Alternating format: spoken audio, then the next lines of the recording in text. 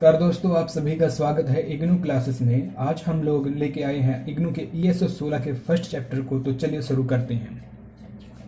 आज हमें इग्नू के ESO 16 के फर्स्ट चैप्टर कंप्लीट करेंगे।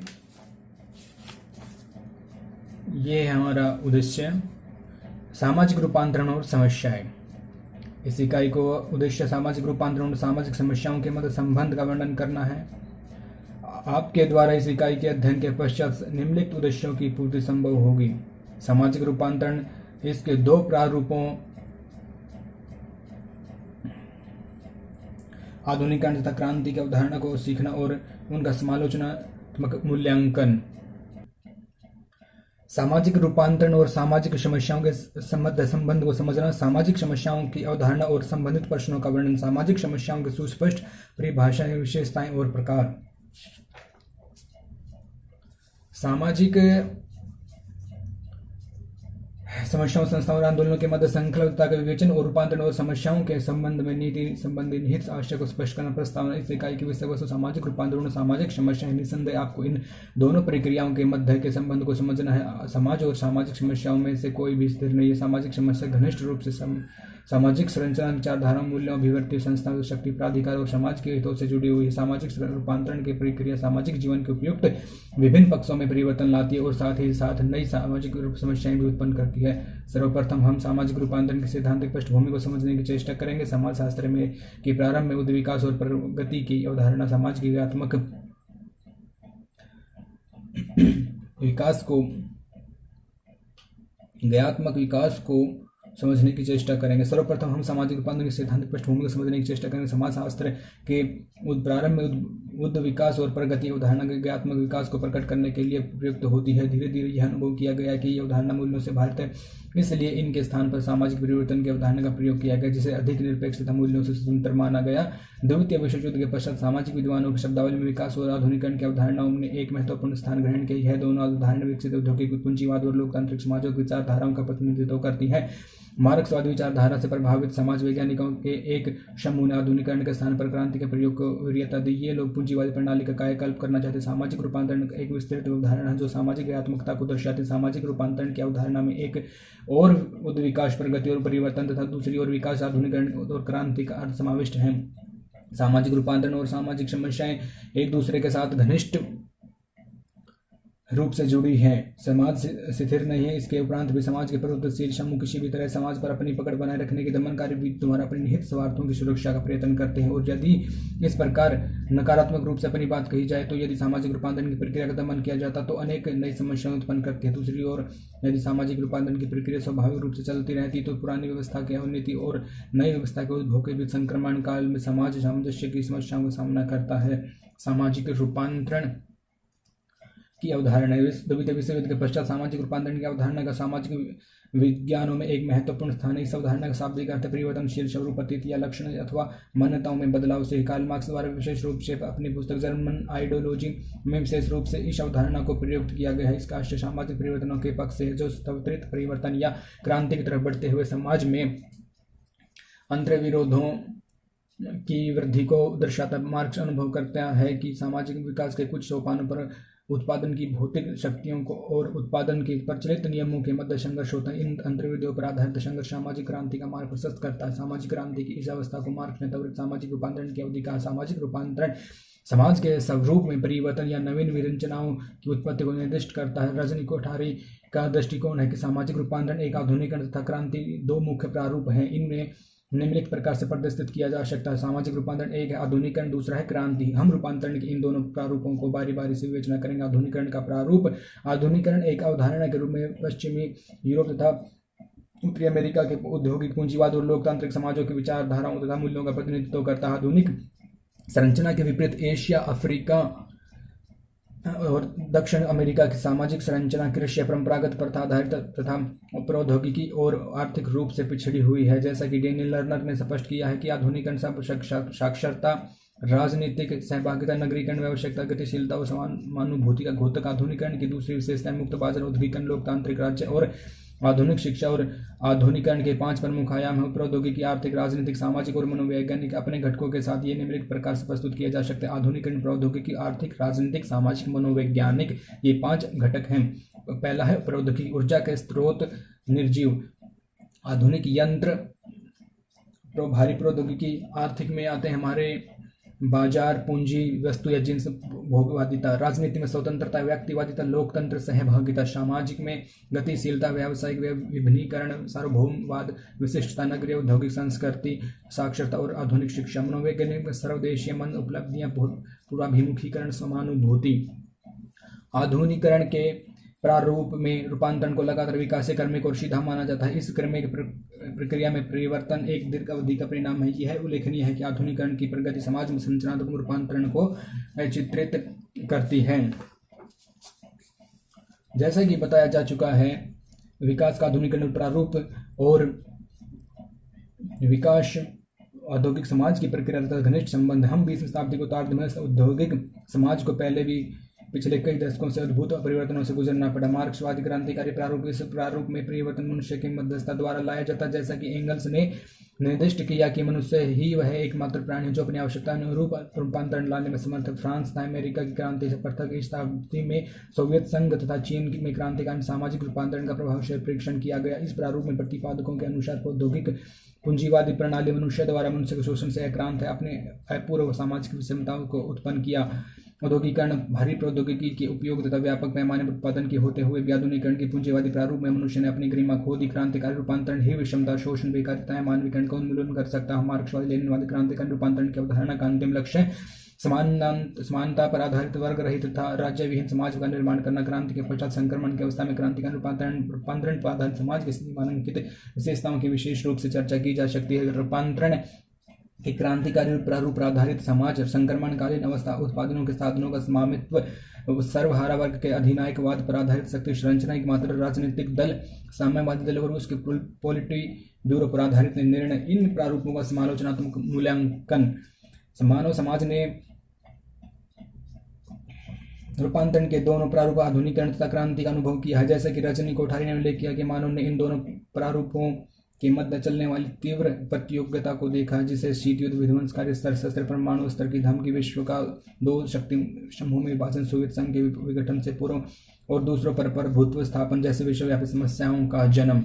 19वीं शताब्दी में यूरोपियन चिंतन पूर्ण रूप से आशावादी था। प्रगति में इसकी वर्णन पूर्ण आस्था थी। प्रथम विश्व युद्ध के पश्चात जोसेफ पेंगलर तथा P.A. शोरेकिन द्वारा पश्चिमी सभ्यता, इसके विकास, प्रतिमान और भौतिक उन्नति के विरोध में स्वर उठाए गए। इन लेखकों ने बल दिया कि पश्चिमी सभ्यता जो कि भौतिकवाद, औद्योगिकरण और आधुनिक प्रौद्योगिकी का प्रतिनिधित्व करती है, अवनति की ओर बढ़ रही है। कार्ल मानहेम, एरिक फ्राम और P.L. बर्गर तथा अन्य ने आधुनिकरण के प्रौद्योगिक पूंजीवादी प्रतिमान की अवधारणा का गहन विश्लेषण किया है। उनका दृष्टिकोण है कि पश्चिमी के औद्योगिक पूंजीवाद समाज निम्नलिखित दिशाओं की ओर बढ़ रहे हैं: अवनति, विघटन और विसंगठन, सांस्कृतिक मूलहीनता, परिवार और धर्म जैसी संस्थाओं का दुर्बल होना, व्यक्तियों की स्वायत्तता में हर्ष तथा एक जन समाज का उद्योग क्रांति के प्रतिफल के रूप में साम्यवादी क्रियाकलापों की इसकी उत्पादन व्यवस्था, आर्थिक संगठन और शक्ति संरचना की कुरैश और गोरश्चेव ने आलोचना की। एक प्रणाली के रूप में इसने अधिनायकवाद, पुलिस आतंक, देश निष्कासन, मानवाधिकारों का हनन, उत्पादन में गिरावट, अर्थव्यवस्था का पतन तथा एक दलीय पदाधिकारियों पर आधारित नए वर्ग एवं राज्य अधिकारियों को उत्पन्न किया। रूपांतरण के दोनों प्रारूप हिंसा, संसाधनों का असमान वितरण, निर्धनता, बेकारी जैसी सामाजिक समस्याओं का समाधान नहीं पा सके। हमें यह ध्यान रखना है कि जब समाज एक संरचना से दूसरी संरचना की ओर बढ़ना प्रारंभ करता है तो कुछ समस्याएं निश्चित रूप से उत्पन्न होती हैं। जब समाज एक निर्माण से दूसरे निर्माण की ओर बढ़ना शुरू करता है तो अथवा रूपांतरण के एक सोपान से दूसरे सोपान की ओर बढ़ता है तो इन दोनों स्थितियों के मध्य की अवधि संक्रमण की स्थिति मानी गई है। किसी भी समाज में संक्रमण का काल सामाजिक और मनोवैज्ञानिक सामंजस्य, सांस्कृतिक समायोजन और आर्थिक पुनर्निर्माण की समस्याएं उत्पन्न करता है। समाज चुनौतियों और प्रत्युत्तर के प्रति पर आगे बढ़ता रहता है। जब कभी समाज पर कोई चुनौती आती है तब वह प्रत्युत्तर देने की चेष्टा करता है, तब प्रत्युत्तर प्रभावी होता है, तब सकारात्मक रूपांतरण का विकास होता है। जब सामाजिक समस्याएं व्यापक रूप मात्रा में होती है और प्रत्युत्तर चुनौतियों का सामना नहीं कर पाता, तब समाज में अधोगामी अवस्था आती है। सरल शब्दों में कहा जाए तो सामाजिक समस्या सामाजिक रूपांतरण का परिणाम है। सामाजिक समस्याओं के समाधान के प्रयत्न सामाजिक रूपांतरण को प्रारंभ कर सकते हैं।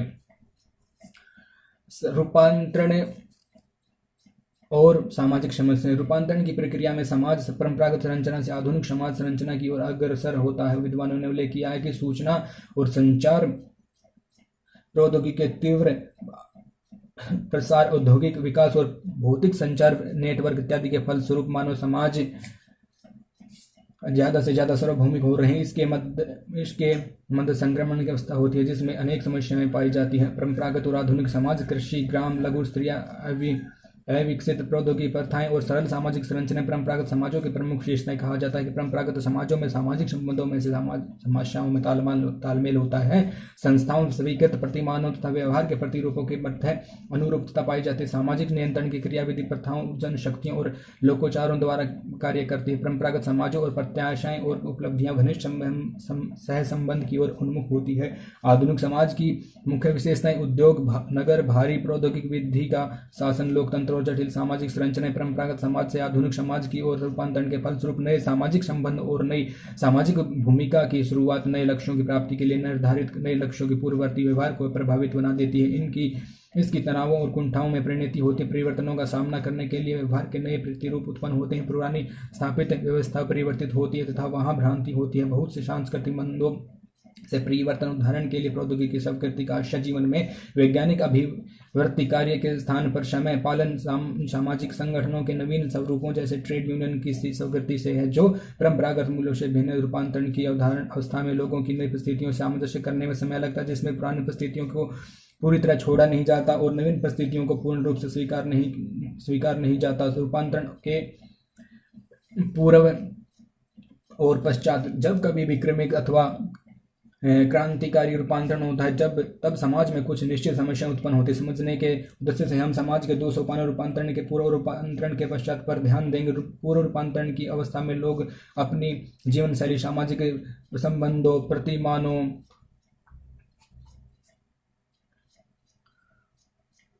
के आगे पश्चात ध्यान अवस्था में लोग जीवन शैली, सामाजिक संबंधों, प्रतिमानों, मूल्यों, उत्पादक व्यवस्था और उपभोग के तरीकों को विकसित कर लेते हैं। रूपांतरण के जरिए लोगों से यह आशा की जाती है कि वे नवीन आवश्यकताओं से स्वतः समायोजित होंगे। संक्रमणकालीन स्थिति में लोग पुरानी आदतों को बदलने में कठिनाई का अनुभव करते हैं। इस बात की व्याख्या भारतीय समाज के उदाहरण से की जा सकती है। भारत ने अपने स्वतंत्र संघर्षों के रास्ते पर कभी क्रांतिकारी तरीकों द्वारा, उदाहरण के लिए सन 1857 में 1942 का विद्रोह तथा व्यापक रूप से उपनिवेशवाद के विरुद्ध शांतिपूर्ण किंतु दृढ़ प्रतिरोध द्वारा प्राप्त की। भारत एक प्राचीन सभ्यता होने के नाते कुछ परंपरागत संस्थाओं जैसे जाति, संयुक्त परिवार और अस्पृश्यता से भी युक्त है। भारतीय समाज परंपरागत सामाजिक संरचनाएं से आधुनिक सामाजिक संरचना की ओर बढ़ रहा है। वर्षों पुरानी परंपरागत संस्थाओं से अलग हटकर अब कुछ नई संरचनाएं संवैधानिक प्रावधानों जैसी आधुनिक राज्य, संसदीय लोकतंत्र और समाज के नियोजित विकास हेतु बनाए संगठनों पर आधारित है। स्वतंत्रता के पश्चात संवैधानिक प्रावधानों द्वारा भारत में सामाजिक रूपांतरण और नियोजित विकास, अस्पृश्यता उन्मूलन और न्यायोचित तथा समानता पर आधारित समाज की रचना हेतु सम्मिलित प्रयास किए जा रहे हैं। इन प्रयत्नों के होते हुए भी आज भी भारत के कई भागों में अस्पृश्यता किसी न किसी रूप में व्यवहारित है। दोस्तों, इस वीडियो को हम जल्दी कर रहे हैं क्योंकि अगर धीरे धीरे करेंगे तो वीडियो बहुत लंबी हो जाएगी और प्रॉब्लम होगी बाद में आपको भी। श्रृंखलाबद्धता के उदाहरण, सामाजिक रूपांतरण के कुछ समस्याएं सीधे जुड़ी है। सामाजिक में त्वरित आर्थिक विकास और औद्योगिकरण की प्रक्रिया अपना स्थान लेने को बाध्य है। ये आधुनिकीकरण के सूचक है, लेकिन राज्य ही ये क्षेत्रीय संतुलन, प्रदूषण, पारिस्थितिक कर्ष, गंदी बस्तियों से जुड़ी हिंसा, अपराध और दुराचार से संबंधित समस्याएं भी उत्पन्न करती हैं। माना जाता है कि लोकतंत्र सभी नागरिकों को समान अवसर प्रदान करता है। यह वैधानिक और राजनीतिक समानता में विश्वास करता है। यह भी माना जाता है कि इससे मानव की गरिमा में वृद्धि हुई, लेकिन दुर्भाग्यवश चुनाव ने जो लोकतंत्र का आवश्यक अंग है, भारत में क्षेत्रवाद, सांप्रदायिकता और जातिवाद को बढ़ावा दिया। संपन्नता और अवकाश आधुनिक समाज के सूचक है। साथ ही ये अत्यधिक औद्योगिक समाजों और भारतीय समाज के धनाढ्य वर्ग में एकीकरण, मद्यपान और मादक द्रव्य व्यसन की समस्याएं कर रहे हैं। सामाजिक समस्या की अवधारणा, सभी समाजों में एक कुछ ऐसी स्थितियां होती हैं जो उन पर प्रतिकूल प्रभाव डालती हैं। सहज बुद्धि से सामाजिक समस्याएं उन स्थितियों को माना जाता है जो समाज में विस्तृत रूप से फैली होती हैं और उस पर हानिकारक प्रभाव डालती है। यद्यपि बहुत सरल स्थिति नहीं है, एक समय में जिसे हानिकारक नहीं माना जाता उसे कुछ समय पश्चात हानिकारक माना जा सकता। धूम्रपान को बहुत समय तक गंभीर नहीं माना जाता। अब स्वास्थ्य आपदाओं के प्रति बढ़ती जागरूकता से यह गंभीर चिंता का विषय बन गया है। ऐसा लगता है कि सामाजिक समस्याओं का समझना आसान है, परंतु जब उनका समाधान करने का प्रयत्न किया तो सामाजिक समस्याओं की जटिलताएं प्रकट होती हैं। एक समाज में जिसे सामाजिक समस्या माना जाता आवश्यक नहीं है कि उसे दूसरे समाज में उसी प्रकार समस्या माना जाए। यह प्रतिबोधन समाज में प्रतिमान और मूल्यों पर आधारित होता है। कुछ समाजों में तलाक एक सामाजिक समस्या होती है, दूसरे समाजों में वह समस्या नहीं होती। इस प्रकार से मद्यपान को भी ले सकते हैं। एक विस्तृत और विजातीय समाज में इस संबंध में विभिन्न मत पाए जाते हैं। सभी समाजों में कुछ इस प्रकार के व्यवहार होते हैं जिन्हें विचलनकारी या हानिकारक माना जाता है, जैसे हत्या, बलात्कार, मानसिक रुग्णता। इन स्थितियों में कोई मूल्य संघर्ष नहीं होता। हालांकि भिन्न भिन्न समाजों में इन समस्याओं के समाधान के रास्ते अलग अलग होते हैं। सामाजिक समस्याओं के उदाहरणीकरण में बहुत से मुद्दे सम्मिलित होते हैं, उन जिनका वर्णन निम्नवत है। किस सोपान पर कोई विशिष्ट दशा सामाजिक समस्या मानी जाती है, कैसे क्या वास्तव में अस्तित्व में है और क्या होना चाहिए के मध्य के अंतराल को निर्दिष्ट किया जाता है। सामाजिक समस्या निर्धारण की कसौटी क्या है। उपयुक्त प्रश्न निम्नलिखित बिंदुओं से घनिष्ठ रूप से संबंधित हैं, जैसे संसाधन का प्रतिबोधन, सामाजिक आदर्श और यथार्थ, एक सार्थक संख्या द्वारा मान्यता। जनसाधारण का प्रतिबोधन प्राय एक सामाजिक दशा जो समाज के हित में नहीं लंबे अंतराल तक बिना किसी पहचान के अस्तित्व में बनी सकती है। ऐसी दशा तभी एक सामाजिक समस्या बनती है जब एक समस्या के रूप में देखी जाती है। निर्धनता बहुत समय से भारतीय समाज के साथ जुड़ी रही है, लेकिन स्वतंत्रता प्राप्ति के पश्चात गरीबी हटाओ कार्यक्रम हमारी नियोजन प्रक्रिया का एक महत्वपूर्ण घटक बन गया। जनसाधारण का प्रतिबोधन इस बात पर निर्भर करता है कि कोई कैसे समस्या कैसे दृष्टिगोचर होती है। अपराध की पहचान आसानी से होती है और लोग इसकी समस्या के रूप में प्रतिबोधन करते हैं। जैसा कि पूर्व में उल्लेख किया गया है कि बहुत सी समस्या अस्तित्व में तो हो सकती हैं लेकिन उनका प्रतिबोधन नहीं हो सकता। कुछ लोग ऐसे होते हैं जो किसी विशेष परिस्थिति से लोगों को अवगत कराने की चेष्टा करते हैं। सामाजिक आंदोलन इसी प्रकार आरंभ होते हैं। बहुत से समाजों में महिलाएं अनेक निर्योग्यताओं जैसे संपत्ति पर उनका स्वामित्व न होना, विधवा पुनर्विवाह पर रोक, तलाक का निषेध, असमान वेतन आदि से पीड़ित होती हैं। इन स्थितियों को कुछ समाजों ने केवल कुछ दशकों पूर्व ही समाज समस्या के रूप में माना। महिलाओं की मुक्ति आंदोलन उनकी दशा के प्रति लोगों को जागरूक बनाने की चेष्टा कर रहा है। इस तरह कहा जा सकता है कि जनसाधारण में सार्थक संख्या में लोगों को होना आवश्यक है जो एक विशेष परिस्थिति का समयामूलक माना। सामाजिक आदर्श और यथार्थ सामाजिक समस्याएं क्या वास्तविक रूप से अस्तित्व में है की तुलना में क्या होना चाहिए या क्या आदर्श के रूप में माना जाता है कि अंतराल को दर्शाती। सामाजिक आदर्श उसकी मूल प्रणाली पर आधारित होते। सामाजिक समस्या एक समाज को अवांछनीय दशाओं के रूप में परिभाषित की जा सकती है। अवांछनीय क्या है, यह मूल्यों द्वारा परिभाषित होता है। क्या अच्छा और क्या बुरा है, इसका निर्धारण मूल्य करते हैं। पूर्व में यह इंगित किया गया कि विभिन्न समाजों में भिन्न भिन्न मूल्य होते हैं। एक समाज में जो बुरा या अवांछनीय माना जाता है उसे दूसरे समाज में वैसा भी माना जा सकता है। सामाजिक मूल्य ज्ञात्मक हैं, वे परिवर्तित होते रहते हैं। कुछ वर्षों पूर्व जैसे एक समस्या माना जा रहा अब संभव है कि अवांछनीय न माना जाए। कुछ वर्षों पूर्व लड़कों और लड़कियों को विद्यालय और महाविद्यालय में साथ साथ पढ़ा अधिकांश लोगों को अनुमोदित नहीं था, अब इसका बहुत कम विरोध होता है। कुछ समय पूर्व तक प्रदूषण कल कारखानों के धुएं, कूड़ा करकट नदियों में डालना, वनों को काटना आदि से बहुत लोग चिंतित नहीं होते थे। यद्यपि अब पर्यावरण संरक्षण के लिए जागरूकता तथा प्रबल इच्छा है। असंतुलित परिस्थिति के यथार्थ और संतुलित तथा लाभप्रद पर्यावरण के आदर्श में अंतराल दिखाई पड़ रहा है। सार्थक संख्या द्वारा मान्यता कोई सामाजिक दशा तब तक सामाजिक समस्या नहीं बनती जब तक कि वह पर्याप्त लोगों द्वारा समस्या के रूप में मान्य न हो जाए। मत निर्माता लोगों के सोच विचार को प्रभावित कर सकते हैं। पहले प्रदूषण और वनों की कटाई के विषय में कुछ किया जा सकता है। इस पर बहुत थोड़े लोगों के मन में विचार था। उन समस्याओं द्वारा समाज पर पड़ने वाले गंभीर परिणामों के प्रति अब अधिक जागरूकता है। पेड़ों की कटाई से होने वाले दुष्प्रभावों को कम करने के लिए प्रयास किए जा रहे हैं। यदि लोगों के छोटे समूह द्वारा किसी विशेष परिस्थिति को हानिकारक माना जाता है तो उन्हें लोगों को शिक्षित करने की आवश्यकता है जिससे जन जागरूकता हो।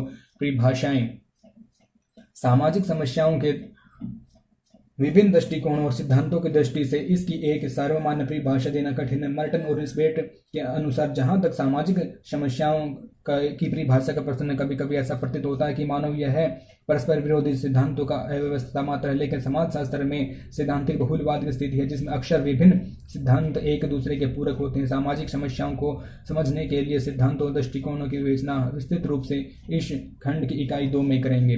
निस्बेट का मानना है कि सामाजिक समस्याएं व्यवहार का ऐसा प्रतिरूप है जो समाज के बड़े वर्ग तथा द्वारा सामाजिक प्रतिमानों के विरुद्ध माना जाता है। मर्टन का विचार है कि सामाजिक समस्याएं स्वीकृत सामाजिक आदर्शों से विचलन है और वे दुष्प्रकार्यात्मक होती हैं। दूसरी ओर स्पेक्टर और किटसिस ने सामाजिक समस्याओं को परिभाषित करते हुए कहा कि समूहों की क्रियाकलाप जो संगठनों, संस्थाओं और अभिकरणों की उन दशाओं का विरोध करते हैं जिन्हें वे शिकायत योग्य मानते हैं। इन परिभाषाओं से 2 स्पष्ट परिप्रेक्ष्य प्रकट होते हैं: सामाजिक समस्या स्वीकृत प्रतिमानों का अतिक्रमण और स्वीकृत सामाजिक आदर्शों से विचलन। वे एक प्रकार से कुछ शिकायतों के प्रति प्रतिरोध के समान सामाजिक समस्याओं की विशेषताएं। अब हम सामाजिक समस्याओं की विशेषताओं को समझने का प्रयास करेंगे। वे निम्नवत हैं। एक सामाजिक समस्या बहुत से कारकों से मिलकर बनती है। पूर्व में दर्शाया गया कि सामाजिक समस्या के मूल में कार्यकारण संबंध होता है। इसका यह आशय नहीं है कि सामाजिक समस्या की व्याख्या केवल एक कारक द्वारा ही पद्धति। निरक्षरता के पीछे बहुत से कारक हैं, उनमें से कुछ प्रमुख हैं। लोगों की शिक्षा के प्रति अभिवृत्ति, बहुत से क्षेत्रों में विद्यालय का अभाव, लड़कियों की परिस्थिति, छोटे बच्चों का बड़े बच्चों द्वारा देखभाल, कुपोषण और निर्धनता। निरक्षरता की समस्या के समाधान के लिए इन सभी समस्याओं को भी ध्यान में रखना होगा। सामाजिक समस्याएं अंतर संबंधित।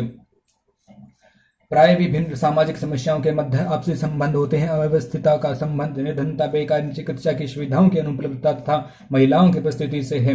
इन सभी कार्य कारण के मध्य के संबंधों को जानना बहुत दूर है कार्य नहीं है। सामाजिक समस्याएं व्यक्तियों को विभिन्न तरीकों से प्रभावित करती है। मुद्रास्फीति की अवस्था में कुछ लोग दूसरों की अपेक्षा इससे अधिक प्रभावित होते हैं। निर्धन या निश्चित आय वाले लोग साधन संपन्न लोगों की तुलना से भी इसे बड़ी समस्या मानते। दहेज धन वालों की अपेक्षा निर्धनों के लिए बड़ी समस्या है। उन परिवारों में जिनमें लड़कियां अधिक है, दहेज एक भयावह समस्या है। उनके लिए जो कम शिक्षित है या कोई हस्तकौशल नहीं जानते, उनके लिए भी यह समस्या है। बेकारी एक गंभीर समस्या है। यह ही संभव है कि कुछ समूह इन समस्याओं से दूसरों की अपेक्षा अधिक प्रभावित हो रहे हैं, जैसे महिलाएं, कमजोर वर्ग, अल्पसंख्यक, ग्रामीण, नगरीय, निर्धन लोग। सामाजिक समस्याएं सभी लोगों को प्रभावित करती है। लोग समाज में एक दूसरे पर निर्भर करते हैं। एक समूह को जो समस्या प्रभावित करती है वह समय के साथ समाज के अधिकांश सदस्यों को प्रभावित करती है। बहुत कम लोग इस योग्य होते हैं जो हिंसा, बेकारी, मुद्रास्फीति, सांप्रदायिक दंगों तथा भ्रष्टाचार आदि जैसी समस्याओं से अपनी पूर्ण सुरक्षा कर पाते हैं। निथी हेनरी 1978 का यह मानना उचित ही है कि सामाजिक समस्या समाजशास्त्रीय प्रक्रिया विचारधारा की दृष्टि से निरूपित तथा विभिन्न सैद्धांतिक दृष्टिकोणों की विषय वस्तु है। सामाजिक समस्याओं के प्रकार। मर्टन ने सामाजिक समस्याओं का वर्गीकरण निम्न 2 भागों में किया। पहला, सामाजिक विघटन, दूसरा, विचलनकारी व्यवहार। सामाजिक समस्याओं में विघटन तथा विचलन के कुछ तत्व पाए जाते हैं। सामाजिक विघटन। मर्टन के मतानुसार सामाजिक विघटन 2 स्थितियों को दर्शाता है: सामाजिक प्रणाली में अपर्याप्तता परिस्थिति और भूमिका की निष्प्रभावी कार्य प्रणाली। सामाजिक विघटन के निश्चित स्रोत होते हैं। सभी समाजों में मूल्यों और हितों पर कुछ सहमति पाई जाती है। जब कभी भी इस सहमति की मात्रा में संघर्षशील हितों से अव्यवस्था आती है, तब उस समय विशेष समाज में विघटन की प्रवृत्ति पाई जाती है। इसी प्रकार की अवस्था परिस्थिति और भूमिका में भी पाई जाती है। प्रत्येक व्यक्ति अनेक परिस्थितियां होती हैं, और जैसे पिता, पति, राजनीतिक दल का सदस्य, व्यावसायिक, अपने व्यावसायिक संगठन का सदस्य आदि, वह भी भूमिकाएं तदनुसार निभाता है। सामाजिक जीवन में भूमिकाएं प्राथमिकता को निर्धारित करता है और तदनुसार व्यवहार करता है। लेकिन यदि विभिन्न परिस्थितियों और भूमिकाओं के बीच संघर्ष है और लोगों का समूह इस स्थिति में नहीं है कि वह अपनी प्राथमिकताओं को निर्धारित कर सके और या संघर्षरत भूमिका में पुनर्मेल स्थापित कर सके, तो वह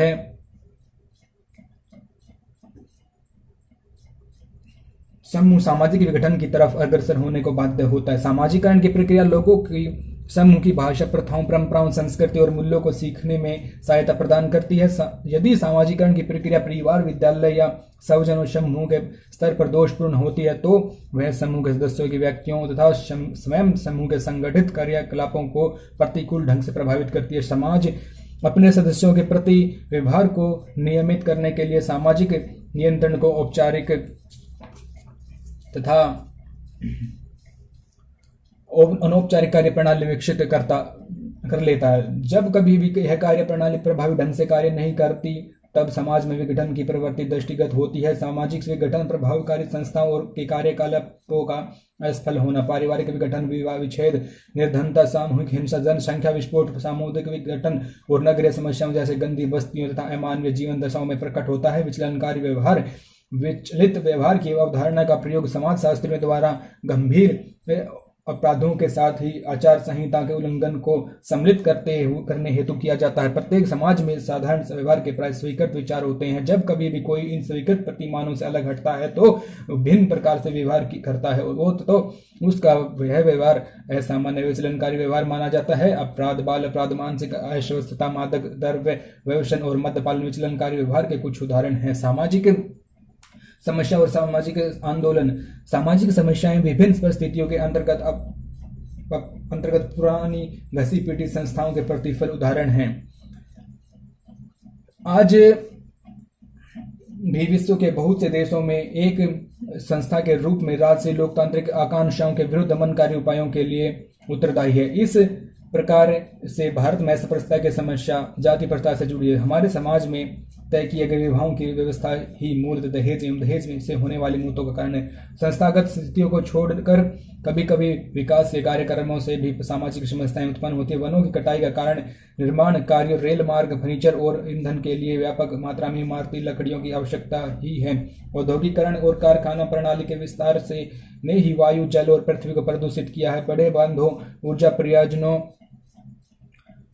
परियोजनाओं, राजमार्गों इत्यादि के निर्माण से स्थानीय लोगों का बड़े पैमाने पर विस्थापन हुआ है। इसके अतिरिक्त सामाजिक समस्याएं सामाजिक आदर्शों, वास्तविक व्यवहार के मध्य के अंतराल का भी परिणाम है। भ्रष्टाचार के विरुद्ध बहुत सी बातें तथा मूल आधारित राजनीति के लिए नारे, समाचार पत्रों, नेताओं और बुद्धिजीवियों ने इन सभी के सामाजिक समस्याओं के विरुद्ध सामाजिक आंदोलनों के लिए स्थिति पैदा की है। फिर भी हमारे समाज में सार्वजनिक जीवन में भ्रष्टाचार तथा राजनीति के अपराधीकरण में वृद्धि ही हुई है। जैसा कि J.R. फेगिन ने उल्लेख किया है कि जनता द्वारा सामाजिक समस्याओं और सामाजिक परिवर्तन के विरुद्ध विरोध प्रदर्शन और आंदोलनों का संगठन अत्यंत महत्वपूर्ण है। क्रियान्वयन में अवरोध, सामाजिक समस्याओं के विरुद्ध आंदोलनों को आयोजित करना सरल कार्य नहीं है। बहुत से ऐसे निहित स्वार्थ समूह होते हैं जो चाहते हैं कि यथास्थिति निरंतर बनी रहे। वनों के ठेकेदार पेड़ों को काटे जाने संबंधी रोक का विरोध करेंगे। शराब की दुकानों के मालिक मद्य निषेध का कभी भी पक्ष नहीं लेंगे। एक समय पश्चात आंदोलन सरकार तथा अन्य संस्थाओं को परिस्थितियों को मान्यता देने एवं दावों की वैधानिकता को मनवाने में समर्थ होते हैं। इसके परिणाम स्वरूप सरकार द्वारा इस प्रकार की नीतियां बनाई जाती हैं जो परिस्थिति के अनुसार कार्य करती है तथा वनों की कटाई के विरुद्ध नियम, स्त्रियों की दशा सुधारने के बहुत से कानून, समान वेतन, दहेज विरोधी कानून, स्त्री प्रथा, उत्तराधिकारी संबंधी आदि नीतियों का बनना ये स्वयं में पर्याप्त नहीं है। इसे कार्यान्वयन करना होता है। प्राय इसमें विलंब या अपर्याप्त प्रयास होता है। तब आंदोलनों की नीतियों के क्रियान्वयन पर ध्यान केंद्रित करना पड़ता है। कई बार समस्या का पूर्ण समाधान नहीं होता। सामाजिक आंदोलन दर्शाते हैं कि लोगों के सामूहिक प्रयत्न अधिकारियों को क्रियाशील बना देते हैं।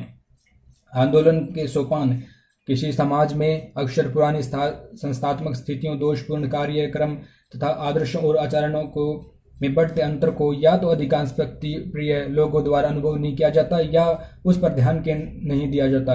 कुछ लोग इस योग्य होते हैं कि इन समस्याओं पर ध्यान दें। प्रथम सोपान पर सामाजिक समस्याओं के प्रति कुछ लोगों की या एक छोटे समूह की जागरूकता होती है। द्वितीय सोपान पर वे अपने दृष्टिकोण को लोगों के बीच प्रचारित करने की चेष्टा करते हैं। तृतीय सोपान पर संगठित रूप से असहमति, विरोध तथा प्रदर्शन होता और अंत में यह एक आंदोलन के निर्माण की ओर अग्रसर होता है। यदि हम सती प्रथा का उदाहरण लें तो भारत में 19वीं शताब्दी में प्रचलित थी और राजा राम मोहन राय ने इसके विरुद्ध आंदोलन प्रारंभ किया था। जो हम पाते हैं कि सती प्रथा के विरुद्ध आंदोलन उन सभी दिशाओं में से होकर गुजरा है जिसे उद्देश्य महिलाओं का, जिसका उल्लेख ऊपर किया गया है। आजकल संपूर्ण विश्व में और मुख्य रूप से भारत में महिलाओं के हितों और अधिकारों की रक्षा हेतु एक शक्तिशाली महिला आंदोलन चल रहा है। भारतीय महिलाओं के संगठन प्रबुद्ध नागरिकों और जनसंचार के माध्यमों के साथ दहेज और दहेज से होने वाली मौतों के विरुद्ध संघर्षरत है। इसी प्रकार पर्यावरणविदों और पारिस्थितिकी अपकर्ष और प्रदूषण के विरुद्ध आंदोलन है। उत्तर प्रदेश के पर्वतीय भाग में प्रारंभ किए गए चिपको आंदोलन ने जो वनों की कटाई के विरुद्ध विश्वव्यापी ध्यान आकर्षित किया है। समय से भी संगठनों और अधिकारियों द्वारा मादक द्रव्य, व्यसन तथा मद्यपान के विरुद्ध जागरूकता पैदा करने का प्रयास किया जा रहा है। सामाजिक समस्याओं के सुधारवादी उपायों तथा सामाजिक आंदोलनों के बीच एक निकट का संबंध पाया जाता है। सामाजिक आंदोलन तब उत्पन्न होता है जब लोग यह अनुभव करते हैं कि विशेष परिस्थिति समाज के लिए लाभप्रद नहीं है और उसे परिवर्तित करने के लिए कुछ किया जाना चाहिए। सामाजिक समस्याएं और सामाजिक नीति। सामाजिक नीति सरकार के उस दृष्टिकोण को दर्शाती है जिसे वह किसी विशेष परिस्थिति के प्रति रखती है तथा उसका किसी प्रकार मुकाबला करती है। भारत में शिक्षा, महिला, पर्यावरण, अनुसूचित जाति और अनुसूचित जनजाति, नगरीकरण तथा मादक द्रव्य व्यसन से संबंधित सामाजिक नीति है। सामाजिक आंदोलन, सामाजिक समस्याओं और सामाजिक नीति का आपस में प्रगाढ़ संबंध होता है। सामाजिक आंदोलन सरकार पर यह दबाव रखते हैं कि वह सामाजिक समस्याओं के नियंत्रण के लिए सुधारवादी कार्यक्रमों को तैयार करे। इस प्रसंग में हमें यह ध्यान रखना होगा कि मात्र नीति को स्वीकारने और उसकी घोषणा करने से सामाजिक समस्याओं का समाधान नहीं होता। शारदा एक्ट बाल विवाह को रोकने के लिए बनाया गया, लेकिन वह बाल विवाह को पूरी तरह रोकने में सफल नहीं रहा। अस्पृश्यता के विरुद्ध सामाजिक विधानों को 5वें दशक के मध्य में पारित किया गया था, लेकिन वह आज तक हमारे समाज से अस्पृश्यता संबंधी व्यवहार का पूर्ण रूप से उन्मूलन नहीं कर सका। वैधानिक प्रावधानों के होते हुए भी विद्यालय जाने योग्य सभी बालक विद्यालय नहीं जा पाते। वास्तव में सुदृढ़ सामाजिक आंदोलन, जन जागरूकता आंदोलन, आधिकारिक नीतियां, इन तीनों को आपस में मिलाकर सामाजिक समस्याओं के विरुद्ध कार्य करना चाहिए। यह इस प्रसंग में हमें यह ध्यान रखना होगा कि आधुनिक समाज में राज्य एक अत्यधिक शक्तिशाली और महत्वपूर्ण संस्था है। सामाजिक समस्याओं के विरुद्ध संघर्ष में इसकी बहुत अहम भूमिका है, लेकिन राज्य के हस्तक्षेप की अपनी सीमाएं हैं और यह अधिक प्रभावी ढंग से कारगर हो सकती है जब राज्य के कार्यक्रमों और स्वीकृत नीतियों को जन समर्थन प्राप्त हो। नीति, विचार धारा और कल्याण। हमें अभी एक सामाजिक नीतियों और सामाजिक कल्याण तथा दूसरी ओर सामाजिक नीतियों और सामाजिक विचारधारा के मध्य के संबंध को समझना है। सामाजिक नीतियों और सामाजिक कल्याणकारी नीतियों के मध्य भिन्नता को स्पष्ट करना कठिन है, क्योंकि इस ऐसे समूह हैं जिन्हें सामाजिक नीतियों के अंतर्गत रखा जाता है, पर उन लोगों को कल्याण की भी आवश्यकता है। संपूर्ण विश्व में राज्य विचारधाराओं पर न ध्यान देकर कल्याणकारी नीतियां स्वीकार कर रहे हैं, जैसे कि बाल कल्याण, युवा कल्याण, महिला कल्याण, वृद्ध कल्याण, कमजोर वर्गों का कल्याण, रोजगार संबंधी नीतियां, सुरक्षा स्वास्थ्य कार्यक्रम, शिक्षा परिस्थितिकी तथा ग्रामीण स्तरीय विकास। इन नीतियों ने बहुत सामाजिक समस्याओं के जोखिमों को रोकने में महत्वपूर्ण योगदान दिया। सामाजिक समस्याओं से संबंधित नीतियां विचारधारा पर आधारित होती हैं। पूंजीवादी दृष्टिकोण यह होगा कि खुला बाजार और मुक्त अर्थव्यवस्था समाज की आवश्यकताओं की पूर्ति करेगी। व्यक्ति अपने कल्याण की देखभाल कर सकते हैं। समाजवादी यह